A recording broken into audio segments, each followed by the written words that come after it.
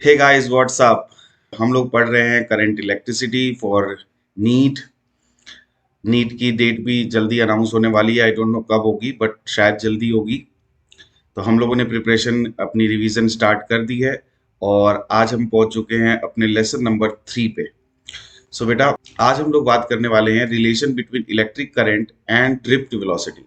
बेटा, कल हमने बात की थी ड्रिफ्ट वेलोसिटी की, है ना। मैंने आपको बताया था कि जब भी हमारे पास कंडक्टर होता है तो कंडक्टर के अंदर जो फ्री इलेक्ट्रॉन्स होते हैं उनको जब पोटेंशियल डिफरेंस नहीं मिलता है, कोई बैटरी अप्लाई नहीं की जाती है, तो उनके ऊपर कोई फोर्स नहीं लगता और वो रैंडम मोशन करते हैं।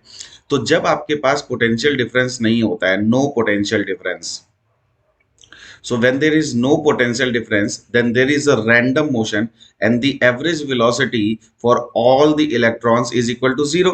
So हम ऐसा मानते हैं कि जो नेट इफेक्ट है या नेट मोशन है ऑफ इलेक्ट्रॉन्स का वो नहीं है। इसी वजह से जो करंट होती है वो जीरो होती है कंडक्टर के अंदर। लेकिन जैसे ही आपने कोई बैटरी या कोई सेल को कनेक्ट कर दिया across the ends of the conductor यहाँ पे, तो वो जो बैटरी है और यह जो सेल है वो एक इलेक्ट्रिक फील्ड जनरेट करेगा। ठीक है बच्चों, इस इलेक्ट्रिक फील्ड की वजह से ये जो इलेक्ट्रॉन्स होंगे इन सबके पास अपनी अपनी एक वेलोसिटी आ जाएगी और हम जो है वो कैलकुलेट करेंगे एवरेज वेलोसिटी। और ये जो एवरेज वेलोसिटी आती है ये हमने कल कैलकुलेट की थी, है ना बच्चों। क्या कैलकुलेट की? एवरेज वेलोसिटी, जिसे हम क्या बोलते हैं? Drift velocity. जो जो ड्रिफ्ट वेलोसिटी आई थी वो कितनी आई थी? ई ई टॉ बाई एम, है ना। और यहाँ पे एक माइनस का साइन भी था। माइनस साइन तो सिर्फ ये बताता है कि आपके जो इलेक्ट्रॉन्स हैं वो इलेक्ट्रिक फील्ड के अपोजिट चलेंगे। ठीक है। टॉ क्या है? यहाँ पे टॉ रिलैक्सेशन टाइम है। ये भी हमने कल बात की थी कि रिलैक्सेशन टाइम क्या होता है। ये सब आपको ध्यान रखना है छोटी छोटी चीजों का। ठीक है। आज हम बात करने वाले हैं कि ड्रिफ्ट वेलोसिटी और करंट में क्या रिलेशन है। ठीक है बच्चों। अब समझो कि मेरे पास ये कंडक्टर है जो कि बैटरी से कनेक्टेड है। तो इसके इलेक्ट्रॉन्स के पास एक ड्रिफ्ट स्पीड आ जाएगी जिसे हम बोलेंगे वीडी, जो मैंने यहाँ पे डिनोट कर दी। ये आपके पास एक ड्रिफ्ट स्पीड आ गई इलेक्ट्रॉन्स के पास। मैंने कहा कि जो कंडक्टर है उसकी जो लेंथ है वो है एल। लेंथ है एल। ठीक है। तो अगर कंडक्टर की लेंथ है एल और एरिया ऑफ क्रॉस सेक्शन है ए, तो हम क्या बोलेंगे? उसका वॉल्यूम कितना है बेटा? लेंथ इंटू एरिया, ए इंटू एल। अब देखो, अगर n number of free electrons per unit volume conductor में है तो उसके अंदर टोटल नंबर ऑफ इलेक्ट्रॉन्स कितने हैं? तो सोचो, अगर n number of electron per unit volume है तो a बाई एल वॉल्यूम हो गया, that is equal to total number of electron. यहाँ पे मैंने थोड़ी सी गड़बड़ कर दी, मैं आपको फिर से बताता हूं। हाँ बेटा, यहाँ पे क्या है? मैंने, हाँ, तो n क्या है? Small n, number of electron per unit volume. तो अगर हम यहां से टोटल नंबर निकालते हैं कैपिटल एन, तो कितना आ जाएगा? Small N into A L. ठीक है बच्चों। अब देखो, अगर टोटल चार्ज देखा जाए, टोटल चार्ज कितना होगा? एक इलेक्ट्रॉन के पास चार्ज होता है ई, हमने टोटल नंबर ऑफ इलेक्ट्रॉन्स निकालने small N into A L, तो ये आ जाएगा हमारा टोटल चार्ज। अब जैसे ही हमारे पास टोटल चार्ज आएगा तो हमें पता है कि क्या जो इलेक्ट्रिक फील्ड है इस कंडक्टर के अक्रॉस उसका मैग्नीट्यूड हम निकाल सकते हैं। तो हमें पता है yes, E is equal to V by L. ठीक है बच्चों। तो सोचो, इस इलेक्ट्रॉन को यहां से सोचो, एक पॉइंट से दूसरे पॉइंट तक पहुंचने के लिए कितनी डिस्टेंस ट्रेवल करनी पड़ रही है? L distance. और किस स्पीड से ट्रेवल कर रहा है? वीडी से। तो हम यहाँ पे टाइम भी निकाल सकते हैं, एल बाई वीडी। तो इन सब इक्वेशंस का यूज करके हम करंट निकालेंगे। कैसे निकालेंगे? I is equal to Q by T. Charge मैंने निकाल दिया था N A L into E, total charge. और टाइम मैंने निकाल दिया था एल बाई वी डी। यहां से हमारे पास क्या आ जाएगा बेटा? I is equal to N E A V D. यहां पे ध्यान क्या रखना है? एन क्या है? एन है number of electrons per unit volume, पर यूनिट वॉल्यूम, इस चीज का ध्यान रखना है। ई क्या है बच्चों? ई है बेसिक चार्ज।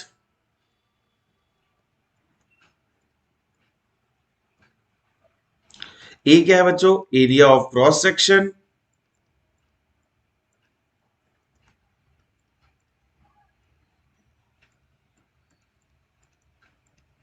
और वीडी क्या है? Drift velocity. ये तो आपको पता ही है, हमने कल सीखा है। ये है ड्रिफ्ट वेलोसिटी। तो देखिए बच्चों, I equal to n v d आ गया, लेकिन हमें पता है कि ड्रिफ्ट वेलोसिटी किसके बराबर होती है? अगर सिर्फ हम इसके मैग्नीट्यूड के बारे में बात करें तो ई टॉ बाई एम, ये वैल्यू उठा के हम यहां पुट कर देंगे। तो अगर हम ये वैल्यू यहां पे पुट कर दें तो हमारी आई की वैल्यू क्या आ जाएगी? N a e square tau by m into e. तो देखा, कहीं ना कहीं जो करंट है वो डिपेंड कर गई आपके इलेक्ट्रिक फील्ड पे, आपने कितनी स्ट्रॉन्ग इलेक्ट्रिक फील्ड लगाई थी उस पर डिपेंड कर गई। तो ये फॉर्मूला, इसको नंबर 1 डाल लो, ये फॉर्मूला इसको नंबर 2 डाल लो, और ये फॉर्मूला जो हमने कल सीखा था इसको नंबर 3 डाल लीजिए। ये तीनों पेपर के लिए इंपॉर्टेंट है। तो अब फटाफट वीडियो को पॉज करो, एक कॉपी उठाओ और इन तीनों फॉर्मूला को नोट कर लो, यहां से डायरेक्ट क्वेश्चन बनेगा। ठीक है बेटा?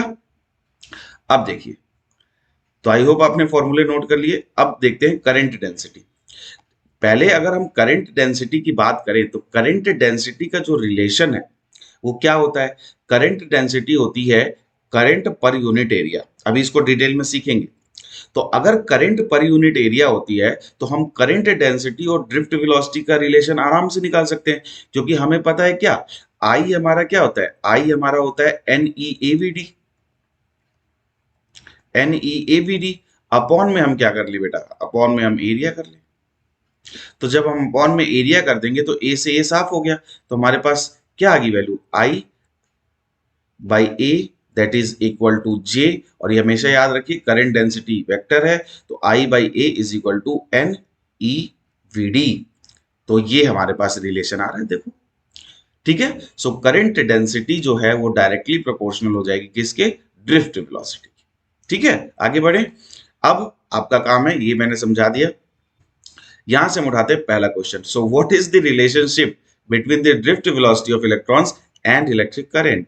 Number 1, Vd is equal to I by NEA, Vd is equal to NA E by I, Vd is equal to I by NJE and Vd is equal to J by NIE. So आपके पास है 15 second, comment करिए and then video को again start करिए to know the answer.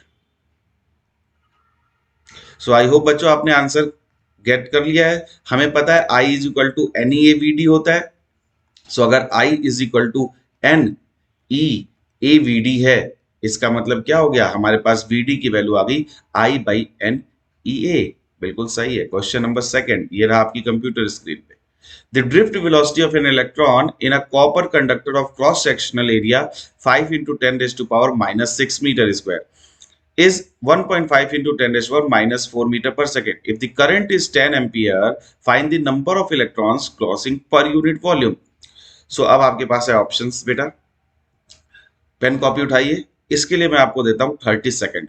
30 second में ये question solve करिए फटाफट। चलिए स्टार्ट करते हैं। तो देखिए बेटे, हमारे पास है I is equal to 10 ampere, cross sectional area है A is equal to 5 into 10 raise to power minus 6, और आपके पास ड्रिफ्ट वेलोसिटी है बेटा Vd is equal to 1.5 into 10 raise to power minus 4 metre per second square. So we know that I is equal to NEAVD, जहां पे n क्या होता है बेटा? n होता है हमारे पास number of electron per unit volume. तो यही हमारा आंसर है n। तो हम n निकालेंगे, n is equal to I upon में n तो हमें निकालना ही है। सो आई अपॉन में ई ए वी डी, हम सीधा लिख देंगे आई अपॉन में ई ए वी डी। ये वैल्यूज आप पुट करेंगे बेटा, जैसे ही आप वैल्यूज पुट करेंगे आप सॉल्व करके आंसर निकालेंगे। आपको वैल्यूज दी हुई हैं, आप वैल्यूज पुट करिए तो आपका आंसर आएगा 8 into 10 raise to power 28। Comment करिए किस किस का आंसर आ गया था। सो यहाँ पे आंसर आ जाएगा number of electrons per unit volume 8 into 10 raise to power 28। Is it okay to you? Next बढ़ते हैं अगले क्वेश्चन की तरफ। two wires having same material but of different diameters carry the same current I. If the ratio of their diameter is 2:1, then the corresponding ratio of their mean drift velocity will be. So अब यहाँ पे drift velocity के साथ diameter को जोड़ने की कोशिश की गई है, ठीक है। ऑप्शन है 4:1, 1:1, 1:2 एंड 1:4। सो अब इसको सॉल्व करिए, 30 सेकेंड लीजिए इस क्वेश्चन को सॉल्व करने के लिए। आपको लगता होगा कि सर आप 30 सेकंड बोलते हो, क्या आप खुद 30 सेकंड में क्वेश्चन सॉल्व कर सकते हो? तो इसका पहला आंसर है यस, मैं कर सकता हूँ। दूसरा आंसर ये है कि आपको मेरे से कंपेयर करने की कोई भी जरूरत नहीं है, क्योंकि बेटा आपको पेपर में 30 सेकंड में ही लगभग सॉल्व करने होंगे क्वेश्चन फिजिक्स के, क्योंकि वहां पे ज्यादा टाइम तो है नहीं, आपको 45 क्वेश्चन सॉल्व करने हैं फटाफट। तो प्रैक्टिस आपको करनी है। मुझे तो जब सिलेक्शन लेना था ले लिया मैंने। तो स्टार्ट करते हैं। आंसर इसका 1:4। देखते हैं कैसे। ड्रिफ्ट वेलोसिटी हमारे पास I by NEA। Now drift velocity inversely proportional to area. यहाँ पे देखिए इनवर्सली प्रोपोर्शनल है एरिया के। अगर ड्रिफ्ट वेलोसिटी इनवर्सली प्रोपोर्शनल है एरिया के, और एरिया क्या होता है पाई आर स्क्वायर, तो इसका मतलब ड्रिफ्ट वेलोसिटी इनवर्सली प्रोपोर्शनल है to the square of the radius, and radius से हम डायमीटर निकाल लेते हैं, तो इनवर्सली प्रोपोर्शनल होगी डायमीटर के स्क्वायर के भी, ठीक है। इसका मतलब हम लोग क्या बोल सकते हैं? इसका मतलब हम बोल सकते हैं कि drift velocity 1 upon drift velocity 2 का जो रेशो है वो इनवर्सली है R2 के स्क्वायर अपॉन R1 के स्क्वायर, ठीक है। और यहाँ पे डायमीटर का रेशो दिया हुआ है, तो जो डायमीटर का रेशो होगा वही ही रेडियस का रेशो होगा, ठीक है। क्योंकि अपॉन 2 लगाने से फायदा नहीं है, क्योंकि हम प्रोपोर्शनैलिटी में बात कर रहे हैं, ठीक है। सो जब आप इसको सॉल्व करेंगे तो आपके पास आंसर आ जाएगा 1:4, ठीक है। सो आई होप आपको समझ में आ गया। आगे बात करते हैं बेटा करंट डेंसिटी की। तो सपोज करो कि हमारे पास कोई क्रॉस सेक्शनल एरिया है ए, ठीक है बच्चों, ये है क्रॉस सेक्शनल एरिया। तो क्रॉस सेक्शनल एरिया जो होता है, इससे जब करंट फ्लो करती है, इससे जब करंट फ्लो करती है, ठीक है ना, आई, तो हम इसका एरिया वेक्टर लेते हैं। एरिया वेक्टर जो होता है बेटा, वो एरिया वेक्टर इस सरफेस के परपेंडिकुलर लिया जाता है, ठीक है। और करंट डेंसिटी को इस एरिया से ही डिफाइन किया जाता है। तो current density is defined as the current per unit area taken normal to the current I by A, and it is denoted by J. So J is equal to I by A. और current density is a vector quantity, इस चीज का ध्यान रखना। So the magnitude of the current density is the amount of charge flowing per unit cross sectional area per second. It is a vector quantity. क्या बोला इसने कि per unit area कितना अमाउंट ऑफ चार्ज फ्लो कर रहा है, वही आपको क्या देगा, करंट डेंसिटी देगा। तो अब देखो बेटा, यही स्टेटमेंट अगर नीट में आपसे पूछ ली जाए इसको असर्शन बनाकर, तो कई बच्चे क्या सोचेंगे कि सर हमने तो पढ़ा था करंट पर यूनिट एरिया, इन्होंने तो चार्ज पूछ लिया है। तो हमें पता कि नहीं है क्या आई इज इक्वल टू क्या होता है बेटा, आई क्या होता है, quantization of charge. Quantization of charge लगाइए, Q is equal to N E, I is equal to Q by T. Q by T, तो charge flowing per unit area 1 metre square per second, 1 second ही आपका क्या है, current density है। तो उसको ऐसे करके पूछ लिया, तो क्या हम नहीं बता सकते हैं? बिल्कुल बता सकते हैं। Now if E is the magnitude of the uniform electric field, तो हम इलेक्ट्रिक फील्ड और रिलेशन निकाल सकते हैं करंट डेंसिटी में। तो electric field is directly proportional to the current density, and electric field is equal to J into rho, where rho is the resistivity of the material। Rho आपको पता है resistivity है। ये बहुत इंपॉर्टेंट चीज है, ये ध्यान रखना। यहां से क्वेश्चन आएगा E is directly proportional to J, यहां से भी क्वेश्चन आ जाता है सीधा। So the above relationship for E and J can be indeed be cast in a vector form only, इस चीज का ध्यान रखना। और यहां से आपके पास रिलेशन आ जाता है किसका, E is equal to J into rho that is resistivity, and अगर आप इसको सिग्मा में निकालना चाहेंगे तो J is equal to sigma E, where sigma is called the conductivity of the material, because हमें पता है कि रो इज इक्वल टू 1/सिग्मा, where rho is the resistivity, rho is the resistivity. अभी हम लोग आएंगे रजिस्टिविटी पे थोड़े दिनों में, resistivity, and sigma is the conductivity. Sigma is the conductivity, and what is resistivity? We know that the resistance is equal to rho L by A। वहां से हम डिफाइन करते हैं resistivity is equal to resistance when the length of the conductor is 1 meter and the area of the conductor cross sectional area is 1 meter square। And what is conductivity? The reciprocal of resistivity is called conductivity। Now go back and find the SI unit, find the SI unit for conductivity, for resistivity, and also find the dimensional formula, also find the dimensional formula. बेटा ये छोटी छोटी चीजें आपको पता है बहुत सारे बच्चों को नहीं आती है। आप ये छोटी छोटी चीजें छोड़ देते हैं कि डायमेंशनल फॉर्मूला मैं तो निकाल लूंगा पेपर में, पेपर में नहीं निकलेगा। ये आपको अभी सीखना पड़ेगा। आप इन दोनों की एसआई यूनिट और दोनों का डायमेंशनल फॉर्मूला करिए, ठीक है। आ रही बात समझ में इन दोनों का? अब मैंने यहाँ पे दे भी दिया है, ठीक है, लेकिन आपको उसको नहीं देखना है।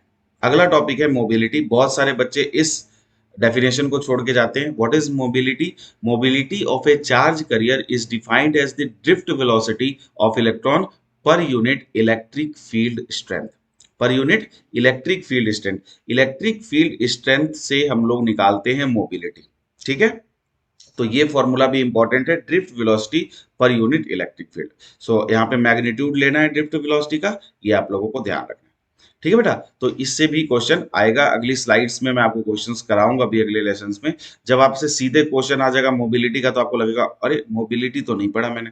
तो drift velocity per unit electric field is called mobility, ठीक है। तो अगर मोबिलिटी से रिलेशन पूछ ले करंट का तो भी हम निकाल सकते हैं। I is equal to N E A V D, so I is equal to N E A V D is equal to mu into E, so current is directly proportional to the mobility, कह सकते हैं। If electric field is constant अगर हम ले तो, नहीं तो ये दो चीज तो कांस्टेंट है, लेकिन इलेक्ट्रिक फील्ड भी अगर कांस्टेंट लेंगे तो हम मोबिलिटी के डायरेक्टली प्रोपोर्शनल कह सकते हैं, मतलब अदरवाइज तो प्रोडक्ट के प्रोपोर्शनल है, ठीक है। तो इस चीज का भी ध्यान रखना। क्लियर? क्वेश्चन में आ जाए कि भाई मोबिलिटी इंक्रीज कर रही है तो ड्रिफ्ट वेलोसिटी पे क्या फर्क पड़ेगा? इंक्रीज कर जाएगा।